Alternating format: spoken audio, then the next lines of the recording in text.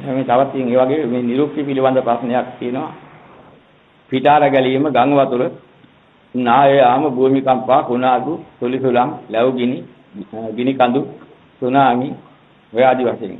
එන ගැසීම, අකුණු, නියඟ, ඉඩෝර, සාගත, දුර්භික්ෂ මේවා ඇතිවීමට මිනිසාගේ බලපෑම හා මේ වචන වල නිරුක්ති පැහැදිලි කරන්න කියලා. දැන් මෙන්න මේක හුඟක් වැදගත් දෙයක් වෙනවා. මොකද මේ පද නිරුක්තිය වල කොයිතරම් සම්බන්ධතාවයක් තියෙනවද ගති ලක්ෂණ වලට කියන්නේ. අපි ආරේ කියලා වචනයක් කියනවා. ආරේ කියන වචනේ අපිට ආව ආර්ය කියන වචනේ. ආර්ය කියන බුදුරජාණන් වහන්සේට තමයි මහා ආර්ය කියන්නේ. උන්වහන්සේගේ ශ්‍රාවකේ ආර්ය. එතකොට අපි ගති ලක්ෂණ හැදිලා තියෙන ආර්යයන්ට අනුකූලව. ඒකේ කෙටි වචන තමයි ආර්ය. අපි ආර්යයට වැඩ කරනකොට ඒ ආර්යයට ක්‍රියාත්මක වෙනකොට මොනවද එතන සිද්ධ වෙන්නේ? නිතරම ධර්ම දේශනා අහන්න සිද්ධ වුණා.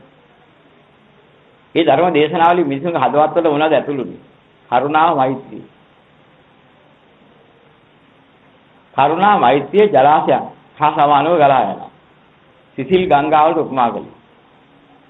සිසිල් ගංගාවකින් කවදා සීතල ජලයේ ප්‍රමාණිකූලව යනවා මිසක් විනාශයක් සිද්ධ වෙන්නේ නැහැ. අපි ආරයට වැඩ කරනකොට ඔන්න ඔකයි ආවේ. ඔය ආරයට වැඩ කරන මිනිස්සෙයින්ට සිද්ධ වුණා බහු කාලයකදී පරදේශකාරීන්ගේ ගති ගෙනත් දුන්නාම ආරෙන් පිට වැඩ කරා. ආරෙන් පිට වැඩ කරන්න පටන් ගත්තට පස්සේ ඒක ටිකක් පිට ආරයට වැඩ කරා. ගති ලක්ෂණ විනාශ වුණා. දූෂ්‍ය වුණා. කරුණා, මෛත්‍රී, සිසිල් ගංගා ගලන් තිබිච්ච සදහම් අමාවර්ෂා නැති වෙලා ගියා. ඒවා තිබුණේ ආරයට.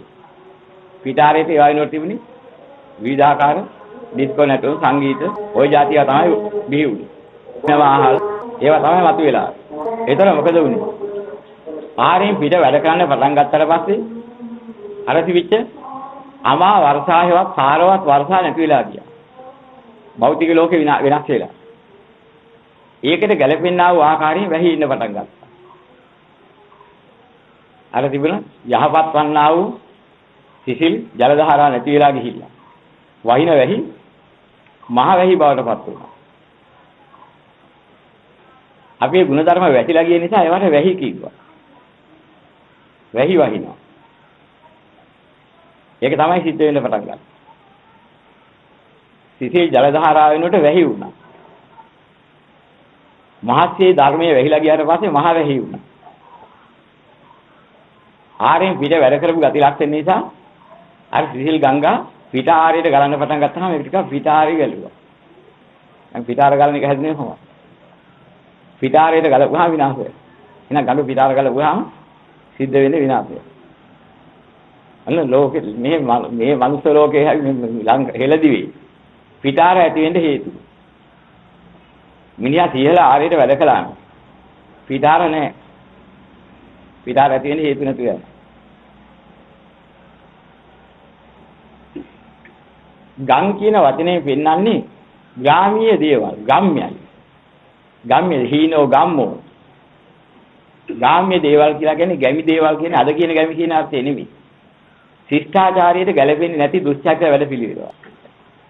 ලැජ්ජාවට පත් කරන නින්දිත වැඩ පිළිවෙල වලට කියනවා ගම්. ගම් කියලා කිව්වේ ඒ අර්ථය. එතන මොකද වෙන්නේ? ඒවෙන් වාස්තුවට උර දෙනකොට වාස්තුවට උර දෙන නිසා කියව වාස්තු උර නිසා තමයි වතුර කිව්වේ. යමක් වාස්තු කරන්න උර දෙන අර්ථයෙන් තමයි වතුර කිව්වේ. ගාම්‍ය වැඩවලට ඒවැ වාස්තු කරන ඒවාට උර දෙන්න පටන් ගත්තාම අපේ තිබිච්ච ගති ලක්ෂණ නැති වෙලා ගිහිල්ලා පිටාරියට වැඩ කරපුවාම සිද්ධ වෙච්ච එකක් නිසා ගම් වතුරේවත් ගම් වතුර පටන් ගත්තා. ඒක විනාශයටපත් වෙන දෙයක් බවට පත් වුණා. එහෙනම් අර ශිෂ්ටාචාරයක් ඇතුව ඒ ආර්ය චාරියට අනුකූලව කටයුතු කරපු කාලෙක ආචාරයක් අපිට තිබුණා. ආචාරවත්ව හිටපු කාලෙක පිටාරක් නැහැ ගම් වතුරක් නැහැ. ওই දෙකේ විනාශයටපත් වෙන්නේ අපේම දූෂිතාවය මුල් කරගෙන. අයවිය යුතු දෙයක් තියෙනවා. ඒ වගේම අය නොවිය යුතු වැත්තක් තියෙනවා. අයවිය යුතුවත් එකතු වෙ යුත්තේ ශිෂ්ට යහපත් ධර්ම සමය. එකතු නොවිය යුත්තේ මොනවද? අහිච්ඡ ධර්ම සමග එකතු නොවිය යුත්තේ. අය නොවිය යුතුය තමයි න අය නාය කිව්වේ. අය නොවිය යුතුයට අපි ගත වුණාම යන්න පටන් ගත්තාම වැඩවල. න අය යනවා නාය යනවා කියන එක මූලෙ දෙල සිද්ධ වෙනවා භෞතික වශයෙන්. අනුන්ට ණය ගැතිය නොවන විදිහට දැහැමින් සාමයෙන් ජීවත් වෙන්න පටන් ගත්තා නම් මේ මහ පොළොව බිඳ යන්නේ නැහැ වගේ. නායාමක් වෙන්නේ නැහැ. ඒකට හේතුකාරක විහි වෙන්න හේතුව නොයා යුතු පැත්තේ ගමන් කිරීම හේවත් දුස්සීල අසත්පුරුෂ පැත්තේ ගමන් කිරීම පටන් ගත්තාම සිද්ධ වුණ දේ ඔක තමයි. න ආයාම නායාම.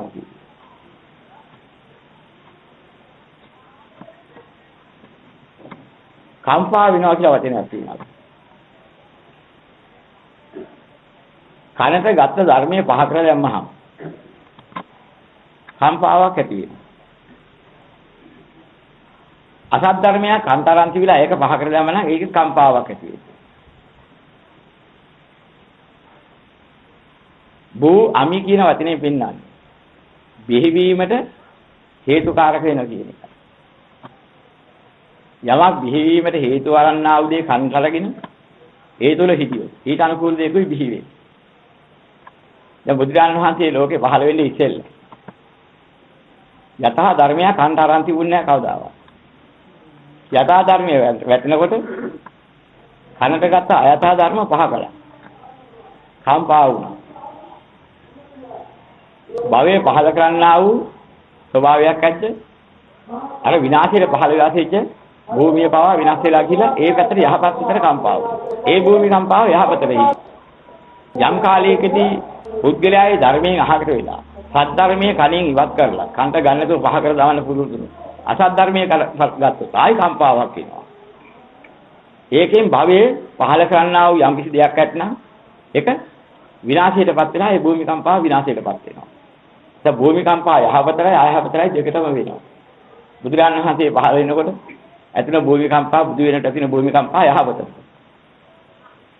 ඊට පසු ඇතිවෙනා අසත් ධර්ම නිසා හටගන්න භූමි කම්පාව විනාශය. යනු භූමි කම්පාව කියන නමට අනුව ගති ලක්ෂණ එනවා. අපි අටුවක පුරව ගන්න පුරුදු වෙලා තියෙන්නේ හොඳ දේවල්. වී දාන්නේ මොනවා හරි හොඳ දේවල් තමයි අටුවේ දාගන්නේ. අපේ හදවතත් හරියන අටුවක් වගේ. ඔය අටුවට දාගත්තේ සුචරිත දේවල්. වැදගත් දේවල් ඉස්සර ගත්තේ. බණපදයක්. ආදර්ශයක්. මේ දේවල් ගත්තේ. ඊට පස්සේ දාන්න පටන් ගත්තේ කාම කුණු කොටවල්. ඒවෙන් හදාගත්ත අටවාගත්ත වැඩ පිළිවෙලක් අපි තුල අපේ ක්‍රියාදාමයට එකතු වුණා. කුණෙන් අටවාගත්ත වැඩ පිළිවෙල හදාගත්තාම ඒක භෞතික විපාකේ කුණු අටවපු එක නිසා කුණු අට තමයි කුණාටු. කුණාටු වලට මුල ඕකයි. කුණාටු නවත්තන්න ඕන නම් ඔය අතුලත් කරගන්න කුණු අහක් කරලා සුචරිත ධර්මයේ අතුලත් කරගත්තාම කුණාටු ඉවරයි. එතකන් කුණාටු නවත්තන්න බෑ. භෞතික විනාශ වීම වෙනවා මේ විදිහට. ආධ්‍යාත්මික විනාශ වීමට අනුකූලව ඒ හේතුවේ ඵලයේ වශයෙන් ඒ ගති ලක්ෂණ එකකට වදනකින් පෙන්නලා තියෙනවා. ඒකට නම. ඒක තමයි කිය පද නිරුක්තිය ඔකයි කියන්නේ. ඕක ඇන්නේ තව නමක් පෙන්නන්න බෑ ඕක. ඕක පොතේ තිබුණේ නැහැ. අපි අටුවාචාර්යින් වහන්සේලාගෙන ආවෙත් නැහැ. අපේ භාෂාවේ ඔය කතාවක් ඉදුන්නේ නැහැ. ඕවා මොනවා කිව්වත් හරියන්නේ නැහැ. ඔතන තියෙන හේතුඵල න්‍යාය. හරක් වෙන්නේ නැහැ. සූල කියලා වචනේ පෙන්නන්නේ උල් වලට. ඇනිනෝ. සීදෝනවා, තවාර කරනවා ඒක තමයි සූල හේවත් කුලේ හැටි. ඒකට ආහාරය සකස් කරගත්ත ඒකට වැඩ පිළිලා සකස් කරගත්ත තනුට හිදවන්න අනුට හිඟි කරන්න සූල අන්නේවත් සුලං වෙනවා. ඒක තමයි සිද්ධ වෙන්නේ. ඒතර හුලං හවන්න පටන් ගන්නවා එතකොට. ඒක ඇති වෙන වෙනස ඒකයි. හුලං ගහනවා පවන් සලනවා. ක්‍රම දෙකක් තියෙනවා. සලන එකට වැඩිය ගහන එක බලවත්. එහෙනම් හුලං සලනවා කියන්නේ හුලං ගහනවා. එහෙම නැත්නම් කියන්නේ හුලං හමනවා. පවන් හමනවා කියන්නේ නැහැ. පවන් සලනවා. පවන් සලන එක උතුම් ගුණය. හුලං ගහන එක නැන හුලං හමනවා කියන එක ඒක බලවත් අපරාධයක්. අනුන් සිදවීම සඳහා අවශ්‍ය කරන්නා උදී ආහාරය වශයෙන් පැත් කරගෙන එකතු කරගෙන ඒ තුලින් නම් ඒ පුද්ගලයා කටයුතු කරන්නේ. ගහනවා, බලිනවා කියන වචන වලින් සිදවන ස්වභාවයක් එන්නේ.